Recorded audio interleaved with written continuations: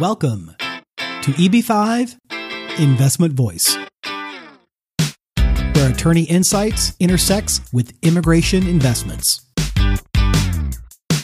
If you are a foreign investor, domestic fund manager, or enterprising entrepreneur and want to get the most out of the EB-5 program, you have come to the right place.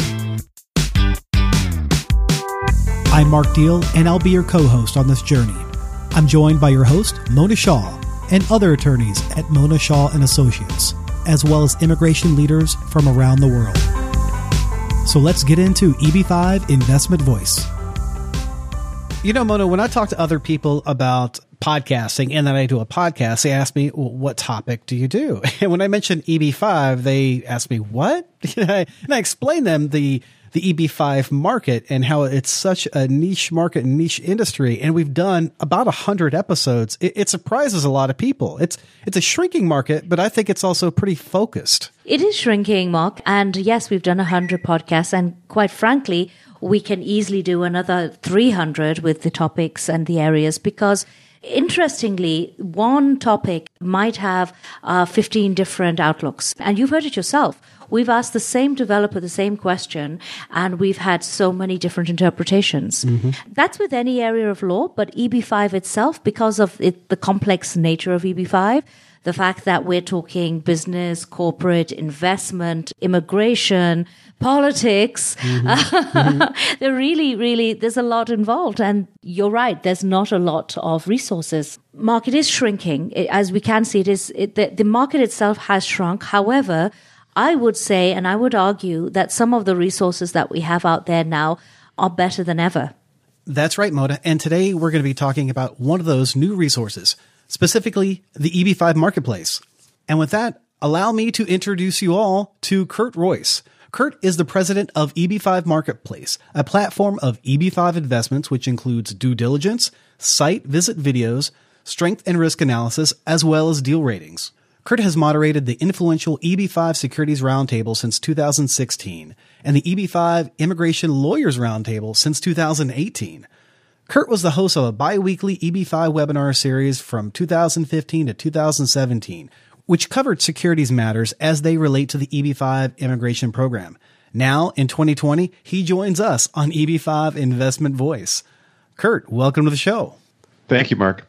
Good. It's great to have you here. One of the main reasons we wanted you here is because, as we all know, EB-5 has gone through some changes, not so huge, but very significant. And the significance has been to completely change the overall marketplace. Yes, it has. The change of investment amounts certainly has been nervous for a lot of people as to whether or not investors would be willing to essentially spend $1 million as opposed to $500,000. But the much bigger change has been the fact that by changing the way projects are defined as being available at the lower investment amount, most projects won't qualify at the $1 million amount. They'll be at the $1.8 million amount. And I say $1 million because it's a $900,000 investment. But when you add in your immigration attorney's fees and your filing fees and your administration fee, you're probably at about $1 million.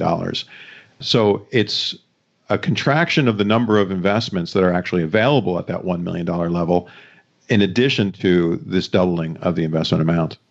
You're right, Kurt. However, what we have seen since November is that we are still getting quite a lot of response from investors who have the ability to be able to invest, but they are confused as to what is out there in the marketplace, what is a good investment, because they're hearing so many conflicting informations.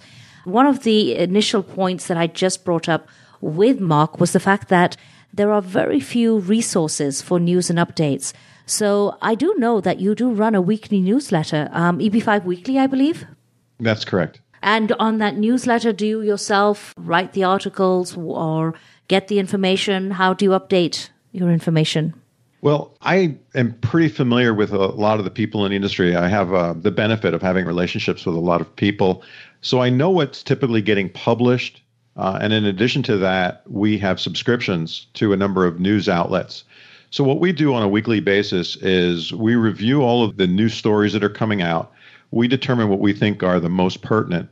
And then we'll write a one-paragraph abbreviated summary of the story and then provide a link to the story. So with one weekly newsletter, we're trying to give the industry an easy way to digest whatever is coming out in the news that week. Well, that's a great idea because you do actually bring in the scandal also, I believe, and you don't just keep it to, the mundane legislative changes, for example. There is unfortunately a fair amount of fraud in the industry historically. And I think the adage of, bad news brings more attention than good news.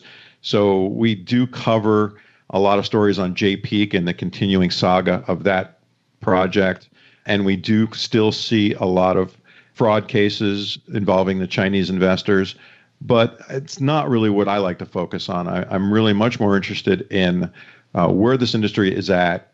What are we doing to improve it? What are various people doing in the industry to make this something that investors can feel confident that they're going to get exactly what they're bargaining for, which is they're going to get their immigration benefits and they're going to get the timely return of their capital. Well, I agree. And I do like to focus on the positive too. But I do have to ask, how do you source your authenticity of the articles? What are your quality controls? Because at the end of the day, you are printing, publishing, and it is considered a source. I know the people that are writing the articles. I have some familiarity with the subject matter. So the role of the newsletter is essentially to aggregate the EB-5 news of the week, to write a summary that allows industry stakeholders to quickly get that information and then to click through to the articles that interest them. There's not a lot of the articles that, for example, there are some people who have perspectives that I may not agree with, but they are perspectives. And if I think that they are insightful, if I think that they are people who may be right, then it's an article that I would find to be worth publishing. Well, there are only a handful of blogs, really, where they do comment on a day-to-day basis, or rather on a timely basis. But just generally, industry networking events are already down in number and definitely in the size of attendance, which is a trend I believe it's going to continue and accelerate. So that's going to change a lot of the networking structure and perhaps a lot of the outlets. I don't know about that. My sense is that we are in a pause right now. We're all trying to digest the fact that not only have the rules changed, but we're still in the midst of questions as to whether or not the there's new legislation on the horizon, how legitimate can something get done in this political environment. There was a lawsuit recently about the new regs and whether or not they were done appropriately. Yeah, we've discussed that quite a lot on this podcast, yes. So I think there's still a digestion of moving from version 1.0 to version 2.0 of EB-5 is the way I see it. I see a wholesale change of this industry, and I think it's going to be, in the long term, I think it's going to be a much better industry, not so much focused on big real estate projects, and certainly not focused on big real estate projects in major urban markets, but I think we're going to have a broad sense of investments with various rates of return, various opportunities for investors. And I think that the internet was never a big part of people's ability to evaluate their EB-5 investment options.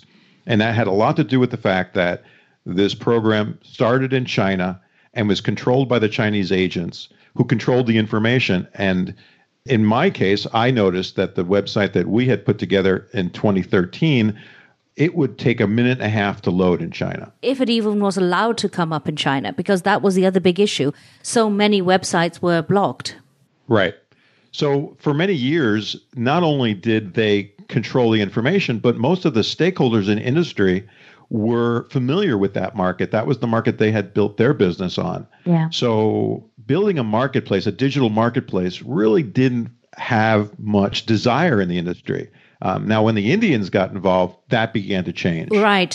So that's what we are seeing now. We are seeing these large structural changes in the market and the fact that we are concentrated in fewer countries.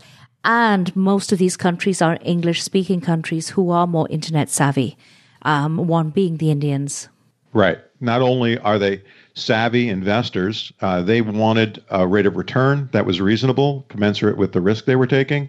Unfortunately, their introduction into the market happened so quickly that they were left with the investments because EB-5 takes so long to bring an offering to market, the Indians were essentially left with what investments were developed with the Chinese market in mind. So, and those were typically big real estate projects with marquee names and marquee locations and rates of return that were typically sub 1%. So this was a very frustrating environment for the Indians, but November 21 deadline of $500,000 did drive a lot of them to making a decision that this is the best option I have for my immigration benefits in this particular time frame. Well, I do sort of like to differ here because I don't believe that that's the entire case because, first of all, we deal with more than just real estate. And I don't believe that everything was just real estate out there. And there are many projects which had not just real estate. So going back to your point about being on the internet, I agree. The internet hasn't been utilized, but there's a lot of negativity on the internet which really doesn't explain some of the nuances within a project. So I'm not that big a fan of just having your project on the internet only. Where do you think is the best place to have an investment? Well, I do believe I'm old-fashioned. Go and visit the project. You speak with your developers, if you have access to the developers, that is. And I do believe that you should not just focus on the internet. And I understand that, your EB-5 marketplace is based on the internet, and I'm ready to argue with you. Wouldn't that make it a good, efficient first step, though, Mona? I don't disagree with anything you just said, Mona. I think you're right. I think that in order to make a digital platform effective, these investments can't just be presented with some basic terms or some brochures. Significant due diligence needs to be provided on these investments, which does include a site visit. It does include meeting with management to understand any kind of nuances of the offering that are not clear in the offering documents. So I don't think there's anything that you said that I disagree with. Well, we've seen it, Kurt. We've seen it over and over again. We've seen how just a bad post, and it could be totally malicious, can hurt a project, which is just untrue. So definitely the digital platform is a fine introduction, but that's where it should stop. It should only be an introduction. But tell us a little bit about EB-5 Marketplace. So EB-5 Marketplace, every investment on EB-5 Marketplace has been thoroughly due diligenced by a third-party due diligence firm, which is EB-5 Diligence, of which I was a original founder of that firm, along with my wife, Rupi Chima. I'm not involved any longer in the day-to-day operations, but every investment that I put on the EB-5 Marketplace first has to have a full due diligence conducted on it. And that does include a site visit, background checks on all the principals, both of the JCE, the development company, as well as of the new commercial enterprise, the people who are managing your money. Actually, Kurt, I believe that Rupi has been a speaker on one of our podcasts quite some time ago. Do you recall, Mark? I believe that was the best podcast I had ever heard. So, due diligence has to be thorough, and anything less than thorough is probably worse than nothing, because if you start to believe in the fact that this project has been properly diligenced and it's only getting a cursory due diligence, I think that can be really disserving to an investor. So I think the opportunity with the marketplace is that not only is every investment due diligenced, but all of the deal terms are easy to compare because they're organized in the same fashion. So if you want to look at 6 or 7 investments, you can quickly understand, okay, what's the investment amount? What's the administration fee? What are the terms of exit strategy? What are the I can look at the background checks. I can look at each one of these aspects of a deal and compare them fairly quickly.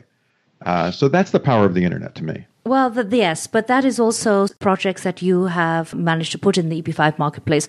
There are hundreds and hundreds of projects which are not on there, and I do believe that most of your projects are real estate projects, Kurt, and there are a lot of non-real estate projects out in the marketplace. I'm not aware of a lot of real estate projects in the market, non-real estate projects in the marketplace today, but I do believe that that's where we're headed. I believe that we are going into a completely new realm where I believe we're even going to see smaller venture capital-backed projects where small entities are cash flow positive. They've proven their concept. They're ready to grow with some smart VC money, and they want to add jobs. And the EB-5 program could be a very effective way for those venture capitalists to invite some less expensive capital, at the same time giving those investors an opportunity to earn reasonable rates of return on their investment, especially if they're ahead of the equity partners. So it seems to me like we're coming into a new world, and I think that I'm only going to see the EB-5 marketplace become what I hope it will be if we cover a diversity of industries, if we cover a diversity of rates of return. Here we have something. So I would love to question you about this, because you're someone who has been out in the industry and you do know what the rate of returns and the agent costs have been. So typically, pre the Indians coming in and it was more of the China market, we were seeing huge agent costs and almost no ROI to investors. Then suddenly, last year, we were seeing zero agent costs because investors were coming directly to projects and ridiculously inflated ROI to investors. It seems like, we need to find this happy medium so that we can at least have a realistic idea that the investors are going to get not only a return, but they're going to get a return of their capital also. Well, certainly towards the end of the $500,000 investment amount, we did see an inflation of the willingness for projects to take what they could, because they knew that if they didn't raise their money by November 21st, they were going to have to exit EB-5 anyway. So, and you're right, the industry was willing to go directly to these investments and make deals in order to cut down their costs, their administration fee costs. I think it was a moment in time where investors had the benefit of having a strong negotiating position and issuers had a weak position. I still think investors weren't effectively served because a lot of them really didn't have enough information to make decisions as to what the best investment were. Yeah, we're hearing about this now. Yeah. Well, I think that now that we're post, let's say 2019, we're still in a development stage. People are exiting the market. Other people are trying to figure out whether or not they need to spend some of their time at EB-5. I noticed that a lot of securities attorneys are considering now maybe spending more time on opportunity zones. Others are moving into some other areas. So we're going to see a dilution of the attention span for a little while because we all have to make a living. Yeah.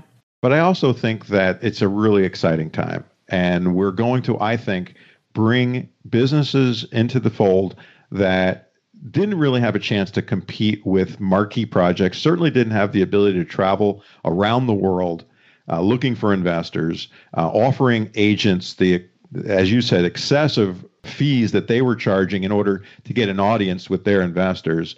And I hope that the EB-5 marketplace is a transparent, cost-effective way for people to compare their options. And if it does become effective and if it does become efficient, I think we'll bring a lot of very interesting businesses into the EB-5 world and offer investors opportunities that they've never seen before. Yep, I'd like to see that. We're already getting those kind of inquiries. Quick question, Kurt.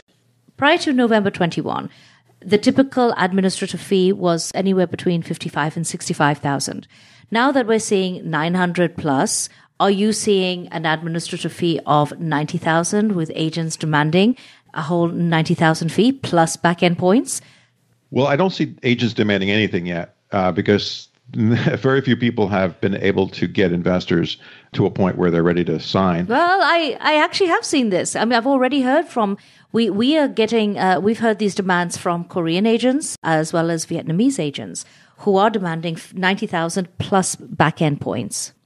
We balked at that. We thought that was way too high for the market. You're probably getting a better perspective on what agents are doing overseas than I do. It's just not something that I have a lot of insight in. But as far as what I'm seeing from issuers, I have seen $90,000 admin fees, but typically when they're offering a $1.8 million investment, the admin fee on a $900,000 investment seems to be in the neighborhood of about $70,000 right now. Now, certainly we could see some agents overseas balking, but I don't think the agents are going to control the market the way they used to. And I think that if issuers were to come in at $70,000, ultimately the market would end up somewhere around there. All right. And I think it also will depend very much on what the ROI is. So again, I'm going to ask you what you are seeing in the market right now as to the ROI to investors. We're not really seeing the traditional 0.5% to 2% returns. We have noticed a number of ridiculous ones. Again, I'll say ridiculous because 6 to 12% is not EB-5 compatible. That may be private equity, but we don't see the numbers really being able to manage.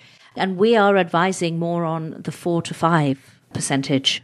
Well, I have a different perspective on it. I see a bifurcated market. I see one level of the market, which is still going to be at that almost no return, 1% rate of return, but a tremendous position in the capital stack with great security interest, with a project that's made advanced strides towards its development, where an investor really just wants to make his investment and he wants to know that he's going to get his money back, and the rate of return is not an issue. And I think that's going to be, it could be half of the market, I think could end up in that genre. And I think the other side of the market is going to be between, let's say, 3 or 4% and as much as 12 to 15%. I'm seeing deals that in that 8 to 12% range that I think are solid deals. They're more confusing. You're going to have to believe in the model behind it.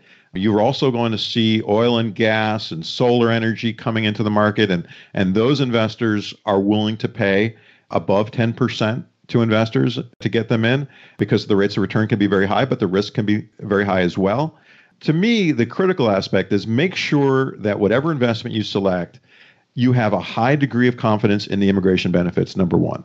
And then number two, if you believe with confidence that the jobs will be created and that your money will be maintained at risk for the duration of your investment, and you're dealing with professionals, people that know what they're doing in EB-5, to me, that's the immigration aspect of it. Then you can pick a project based on what your personal needs are as far as either rates of return or what industry you're comfortable with, or, there's a various number of aspects that you might find of interest, and who knows where those rates of return are going to come in. But Kurt, what you have said really does contradict itself.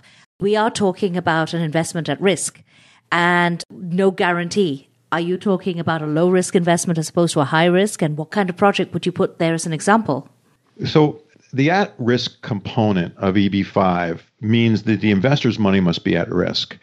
Interestingly, once you make an investment in new commercial enterprise, that new commercial enterprise can actually enter into what could look to a lot of people like almost no risk. And an example of that is this deal is no longer available, but and I won't get into the specifics of it, but it was a large building that had been 100% leased out on a 30-year lease, and it was 65% complete.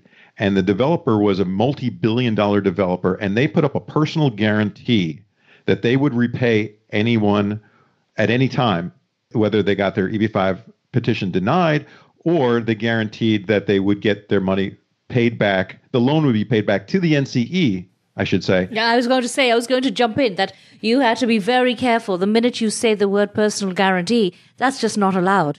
Well, it is. This was a personal guarantee from the developer to the fund, the NCE, the new commercial enterprise, the fund that the investor had invested in. So that's allowed. You're allowed to make a personal guarantee to the fund, but the fund cannot make a personal guarantee back to the investor. So there's where the risk was maintained. So imagine that this developer with a $2 billion balance sheet now has a guarantee back to the fund, but the fund, for whatever reason, doesn't pay that investor back. Well, that's the risk. That was the total risk that I could see in this project. So yes, I understand that investments must be at risk from the investor's point of view, but if you invest in a fund, in a new commercial enterprise that has entered into an agreement with a very deep-pocketed developer that's willing to put their money at risk in a guarantee, then you've actually covered your at-risk provision. Well, I think that's a topic we can discuss in a different podcast. The problem I often have with due diligence sites or due diligence services like EB-5 Marketplace is the fact that they are not necessarily industry experts in every area. Yes, they may cover real estate, but not the other areas. And as you correctly mentioned just now, we are seeing so many more industries entering in EB-5. What do you do in situations like that? Well, I would say that, first of all, EB-5 Marketplace is overseen by a broker-dealer firm. And broker-dealers their role is typically to bring offerings to market in various industries. In our case, we, again, rely on the CPAs, the analysts of EB-5 diligence, and they don't need to be industry experts, but they do have to have access to industry metrics in order to test the reasonableness of the financial models that they're evaluating. Well, perhaps you could explain that again. What are industry metrics?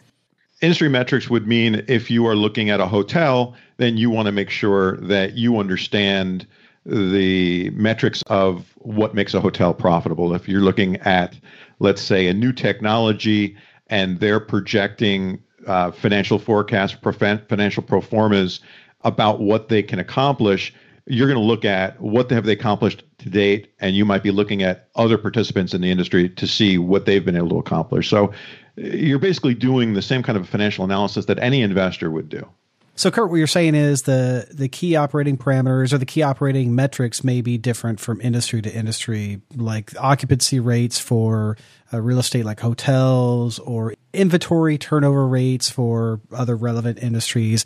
It's really the job of the CPAs to know what 2, 3, maybe 5 financial metrics are important to that one and then measure across those in that industry?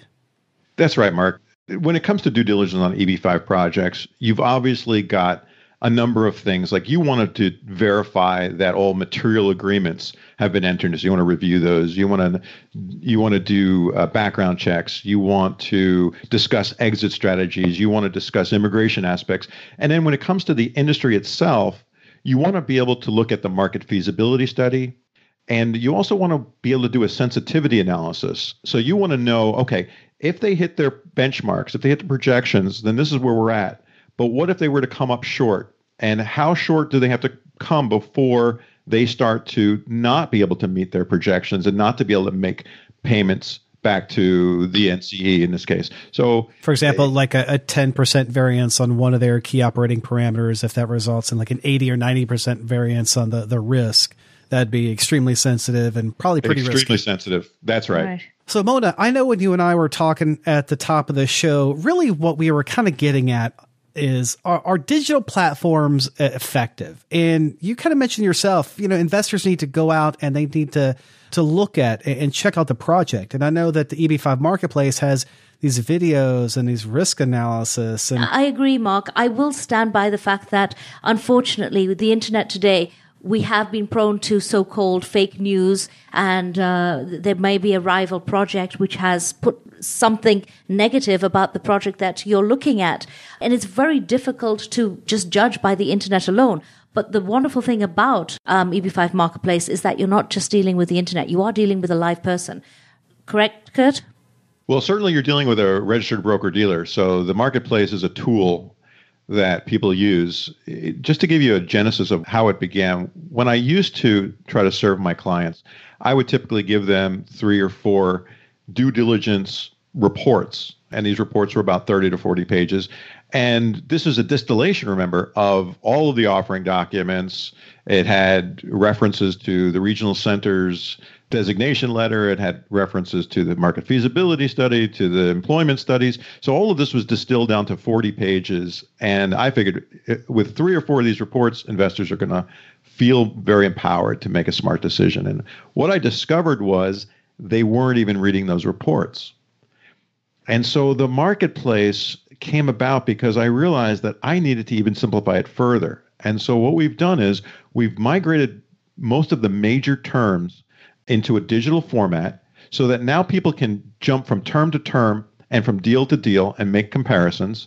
And when it comes to the site visit, we record a site visit video so people can see where the project is as we're visiting it. So I don't disagree that it's nice for an investor to visit a project, But I also think that you can eliminate a lot of the confusion and the noise out there, and you can really focus in on one or two projects using a digital marketplace. So while we all can agree that physically going to a project can be advantageous, when we ask ourselves, are digital platforms effective? I think the answer really is digital platforms certainly are efficient. As you said, we can use these tools such as EB-5 Marketplace to compare those terms across deal to deal and even see those walkthrough videos. And that certainly does sound convenient. And so, Kurt Royce, thank you for making it convenient for all of us and all of our listeners by coming on EB-5 Investment Voice. It's been a pleasure. Thank you. Thank you, Mona.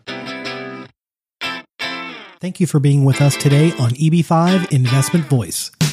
The topics presented in this podcast is informational in nature and is not to be taken as specific legal advice.